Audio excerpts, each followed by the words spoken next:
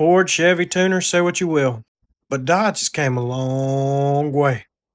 They went from making bicycles to building parts for Ford in its early lifetime to eventually almost owning enough control shares of Ford to own the company. When the Dodge brothers died, they hit a little rough patch. Chrysler bought them out, and they became this average car brand. Then they get into NASCAR, and some secret division called the Ramchargers decided to put a Hemi in their street cars, sealing their fate as a muscle car company from that point on. The oil embargoes hit, and then 1972 happens.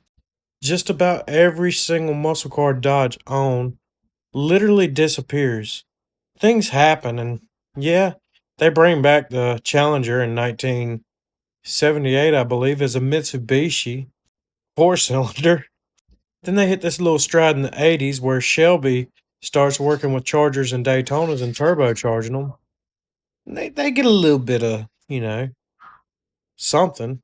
Then you get these cars like the Intrepid, the Colt. And I'm not bashing them, but Dodge hit a low point. They hit a low point. In that brief little area between the 80s and the 90s, Dodge was on bottom. It was not a time to be a Dodge fan. I remember being a kid and talking about elementary school how much I loved Dodges, and everybody made fun of me. I got a Mopar tattoo when I was 18, and my cousin said, "You got a Mopar tattoo?" And he was like, "You realize that they're not going nowhere." He said, "You're going to have the tattoo for the rest of your life." Then something interesting happened. Mercedes buys Dodge. Daimler. The Hemi's reborn and put in their sedans.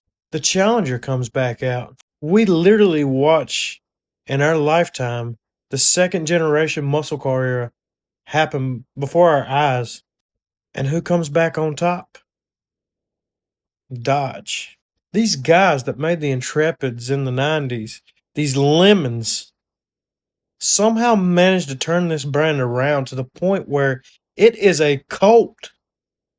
And I mean a cult following. This is one of the best brands. They completely went from being, from the 90s, an old car company.